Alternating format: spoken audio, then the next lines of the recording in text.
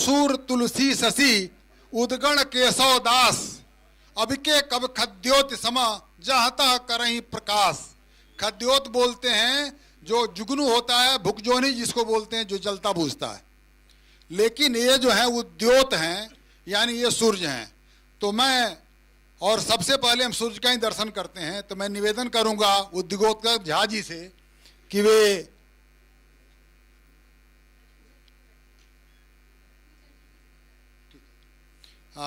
श्री उद्योतकर झा जी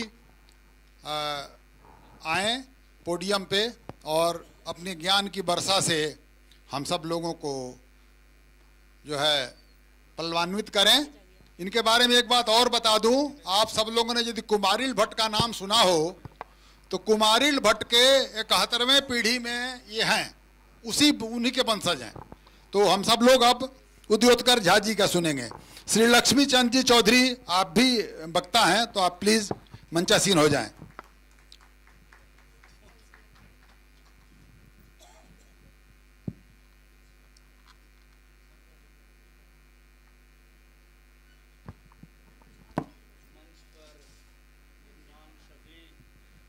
आवाज जा रही है क्या? मंच पर विद्यमान सभी विद्वान आचार्यगण, सामने में बैठे हुए अति विद्वान गुरुजन और विद्वान मित्रगण, सबों से यही अनुमति लूँगा कि मैं कुछ बोलूं, और जो बोलूं उसे ज़रूरी नहीं कि आप सुने, इसीलिए ज़्यादा देर नहीं बोलूँगा क्योंकि लोगों को नींद आ जाती है।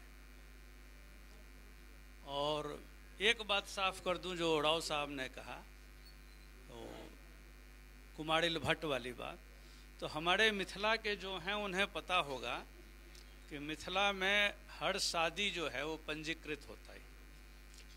आज से नहीं, कई हजार पीढ़ी से पंजीकार लोग होते हैं, वहाँ से लोग वंश वृक्ष निकलवाते हैं अपना। तो उस वंश वृक्ष में मैंने वो पाया, उसकी कोई प्रमाणिकता मेरे पास नहीं है। वो जो कुछ दिया गया वो वंश वृक्ष में है।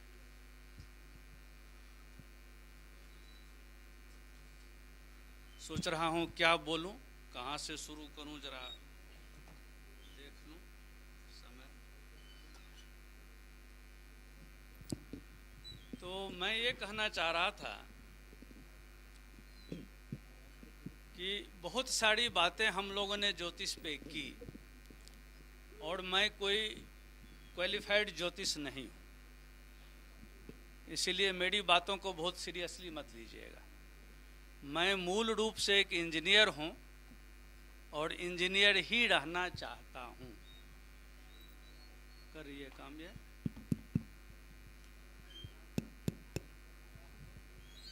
तो अभी तक हम लोगों ने जितनी बातें की, जो मैंने कहा कि मैं नहीं बोलूँगा ज़्यादा, आवाज़ कर दीजिए, ठीक, लोग सोने लगते हैं, तो उसके लिए जिम्मेदार मैं खुद को भी मानता हूँ। यद्यपि मैं शिक्षक नहीं हूँ ज्योतिष का, लेकिन मैं अपने को जिम्मेदार मानता हूँ, क्योंकि हमने जो छात्र बनाए,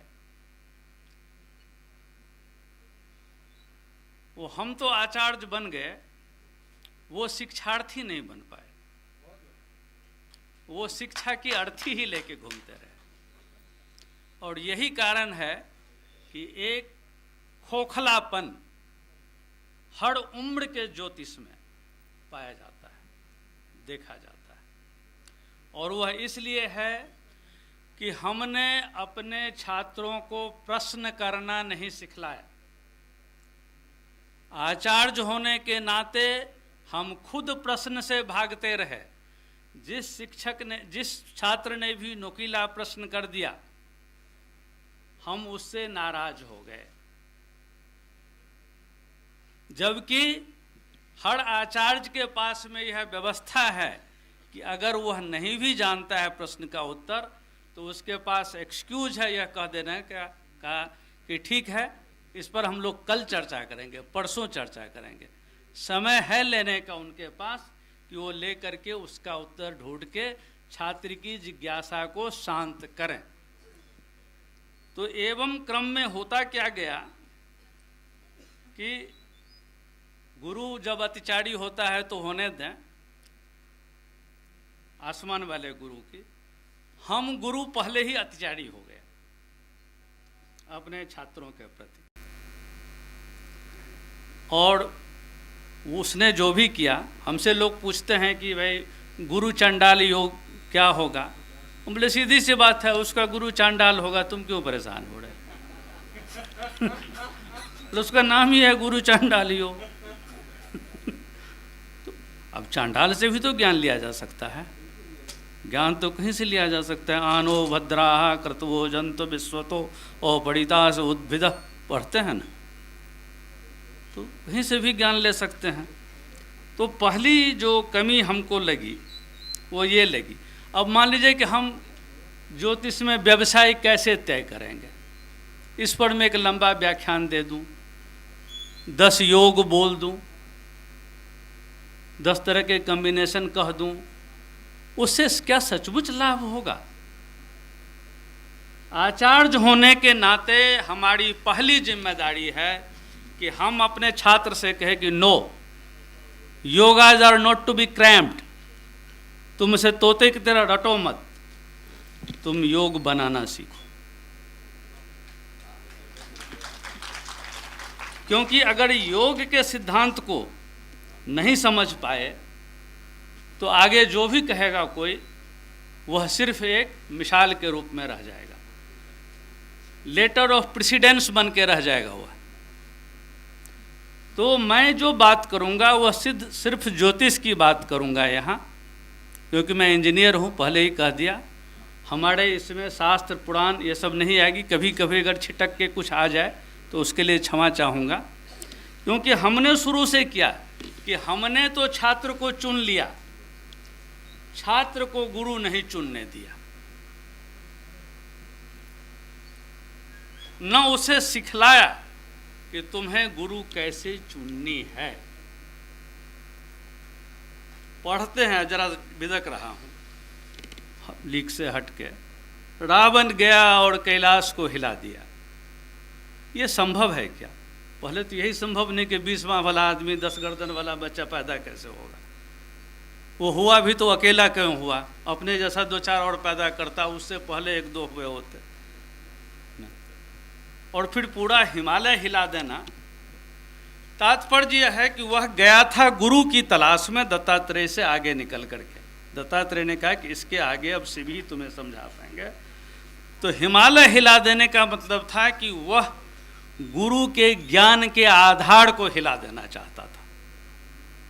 और जब गुरु के ज्ञान के अंगूठे से दब गया तो लगा कि ऐसे ये गुरु हो सकते हैं हमारे। तो आप जब पढ़ रहे हैं किताब में तो आप शिक्षार्थी हैं, आप एक डिग्री लेके निकले हैं। अब आप 3 साल 4 साल खुद पढ़िए और तब जाइए, हिला के देखिए आधार को। जिसकी आधार हिल जाए वो आपका गुरु नहीं है। कुछ ज़्यादा तो नहीं बोल गया? हाँ, चलिए तालियां बजाएं।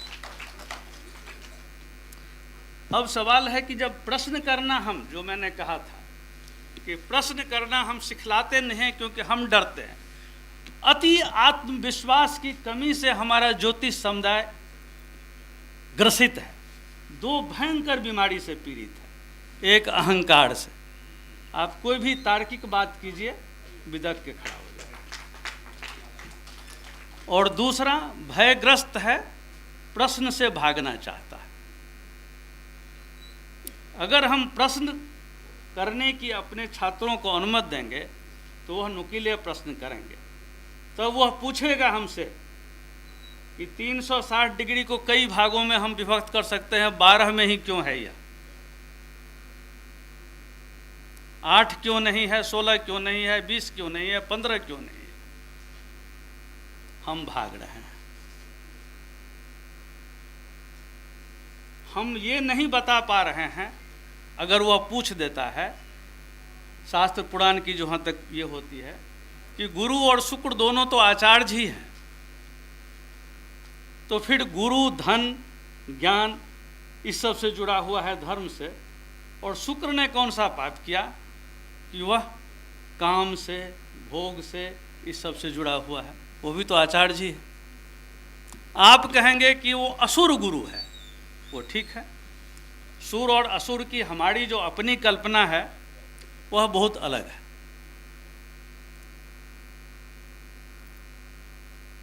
जिसका लय, जीवन का लय प्रकृति से मिला हुआ है सुर, वही सुर है, और जिसका नहीं मिला हुआ है वह असुर है।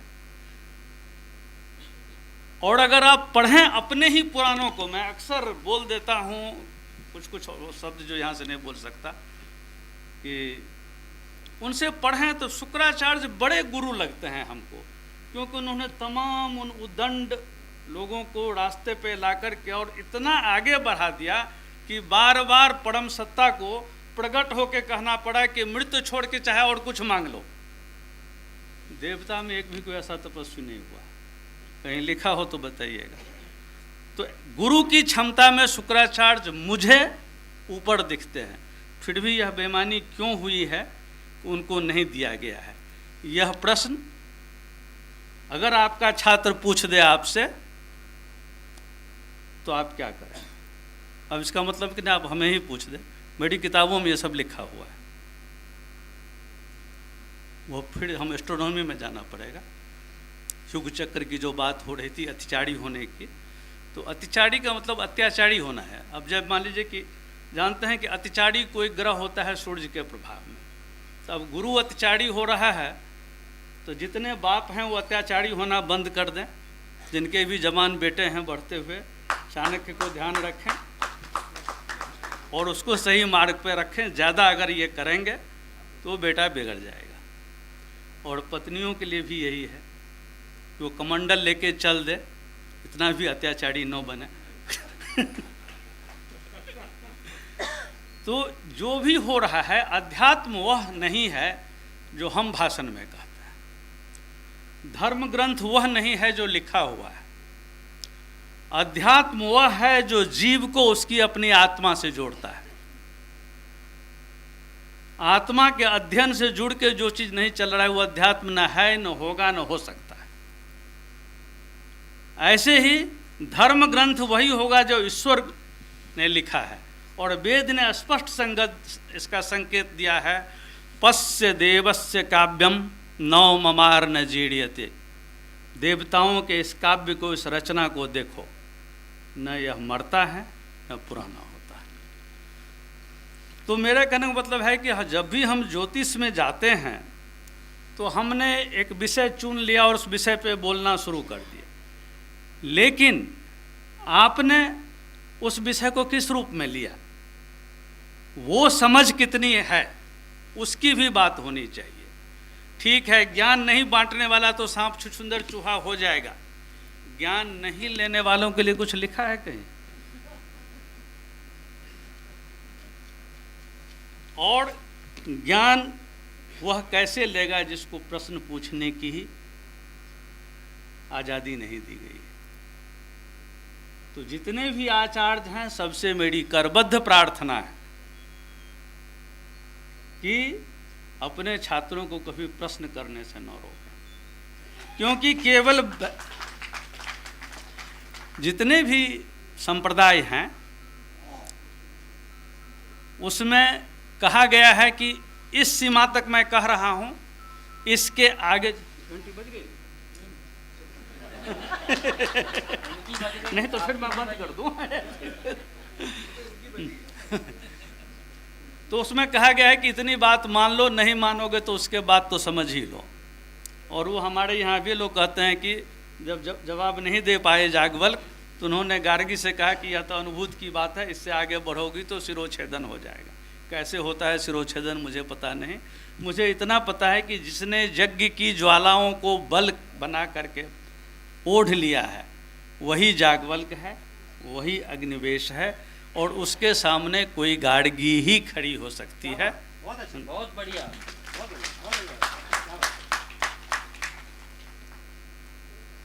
तो अब अगर हम आगे चलते हैं, किसी भी जोक को जब हम बनाने के लिए चलते हैं तो हम कैसे चलते हैं? बंद करो, ठीक है, 2 मिनट में या कर दो, छोड़ दो, नहीं कोई जल्दीबाजी नहीं है। अच्छा ये देखिए, एक अभी मैंने फेसबुक पे लेख पढ़ा था किसी का, बहुत सुंदर लेख था, बहुत सुंदर, पराशर होड़ा के किसी श्लोक से था, जिसमें दिया गया था कि अगर अष्टम भाव का स्वामी, अष्टम पति, छठे, 5वें या 11वें घर में चला जाए तो दिया था कि वहाँ पर में धन नहीं होगा। और भी चीज़ थी, आगे एक चीज़ लिखा हुआ था कि स्थिरे बुद्धिर या मतिर कुछ है, देखना पड़ेगा, देख लूँ 1 मिनट। हाँ, अब वहाँ क्या है कि संस्कृत बड़ी विचित्र भाषा है, अगर उसमें वो विकारी लगा दें, संस्कृत वाले जानते हैं, तो उसका उच्चारण ओ होने लगा, ओ अस्थिर मति हो जाएगा। अब सवाल है कि अगर आपके साथ यह परिस्थिति आ जाती है, आप 10 उदाहरण देके कहेंगे नहीं यह जातक ओ अस्थिर मत का होगा, क्योंकि अष्टम भाव के स्वामी से फल बताया जा रहा है, पहले ही कह दिया है कि उसके घर में संपत्ति नहीं होगी, तो निगेटिव ही निगेटिव की तरफ आप बढ़ रहे हैं। लेकिन आप कब इस निर्णय पे आएंगे? क्योंकि आप 4 उदाहरण देंगे, अगला 40 उदाहरण दे करके कह देगा कि नहीं देखिए आदमी के घर में धन भी था और यह बहुत ही बैलेंस्ड आदमी भी था। आपका विवेक कहाँ है? क्योंकि मैंने कहा कि यह क्षमता केवल वैदिक ऋषियों में थी, जिन्होंने तर्क करने को बढ़ावा दिया, कभी नहीं कहा कि रुक जाओ। खुद नास्तिक थे, वेद ने कहा नेति नेति, कहा जो भी मैंने कहा छोड़ो इसको, इससे भी बहुत पड़े है, कुछ भी मेरी बात को मत मानो। तो उसने कहा कि तर्क करना सीखो, तर्क करो, और अगर तर्क करना नहीं जानते हो तो मैं सिखलाऊंगा। और तर्क शास्त्र को एक फुल फ्लेज्ड एकेडमिक सब्जेक्ट बना करके पाठशाला में रख दिया। यह मोरल स्ट्रेंथ, यह नैतिक बल केवल हमारे वैदिक ऋषियों में था। आज है कि नहीं पता नहीं, आज वैदिक ऋषि भी नहीं है, आज क्या हम खुद ही देख सकते हैं। तो हमारे सामने जब कोई योग आता है तो वह विवेक हम में कब जगेगा, हम कैसे समझेंगे? अब आप ही बताएं कि ऐसी स्थिति में वह जातक स्थिर मत का होगा या अस्थिर मत का होगा? अष्टम भाव का स्वामी, पंचम या एकादशम, इसके बाद में बंद करो। कोई यानी लॉजिक? मैं इसीलिए कहा है कि कहना तो बहुत आसान है कि कोई सिखलाता नहीं है, सीखने वाला मटेरियल मुझे नहीं मिला है। 45 साल से मैं भी हूँ ज्योतिष में, नहीं जाता हूँ सेमिनार में क्योंकि ज़रा महंगा हूँ, पति पत्नी दोनों जाता हूँ, अन्यथा नहीं जाता हूँ। फ्लाइट से जाता हूँ, अन्यथा नहीं जाता हूँ, इसीलिए बहुत सेमिनार में नहीं जाता हूँ। लेकिन 45 वर्ष से मैं भी इसमें हूँ। और इस बार तो कहा गया, मैडम ने फ़ोन करके कहा था कि पुलिस वालों का प्रोग्राम है, सोच लीजिए, इससे पहले कि बांध के लाए जाएं चुपचाप चले आइए। तो मैंने भी बीबी से कहा कि इस बार शांत रहो, अकेले झेल के आ जाने दो। तो यही है कि अगर ऐसा आपके सामने ऐसा आ जाए, हम तो व्यवसाय पर 20 योग बोल देंगे, आप समझ पाएंगे कि जो मैं बोल रहा हूं उसको आप स्वीकार करें कि नहीं करें। यह आपको पढ़ाया गया या किसी ने पढ़ाया है जो शिक्षक हैं? जरा हाथ उठाएं। देखिए सन्नाटा फैला हुआ, क्योंकि हमने कहा आत्मविश्वास की कमी है। आप चुनते समय छात्रों को, 2 मिनट, आप चुनते समय छात्रों को अगर उसकी कुंडली देख करके लेंगे, यह ज्योतिष बन सकता है कि नहीं बन सकता है, ज्योतिष बनेगा तो किस तरह का ज्योतिष बनेगा, व्यवसाय के लिए बनेगा या ज्ञान के लिए बनेगा, तो आपका धंधा बंद हो जाएगा, आपको छात्र कम मिलने लगेंगे, आप ईमानदारी से रिजेक्ट नहीं कर पाइएगा। ये आपके आत्मविश्वास की कमी को दिखाता है। इसलिए दुनिया भर की बातें, सजेशन, ये रिसर्च होना चाहिए, वो रिसर्च होना चाहिए, ये सब तो सभी करते हैं। मैं इसलिए बोल रहा था कि लोग कहते थे वो कहाँ चले गए, कहते थे कि जो आते हैं सब रिपीट करते हैं। आशा है जो लोग जितने गए हैं, मैंने जो कहा है वह रिपीट नहीं हुआ है, क्योंकि मैं जाता ही बहुत कम हूँ। अब यहाँ ही बंद करूँगा। तात्पर्य यही है कि ज्योतिष सीखिए, समझिए। ज्योतिष के दो मूलभूत सिद्धांत हैं। जीवात्मा अपने कर्म का फल तब भोगेगा ही, देयर इज नो एस्केप।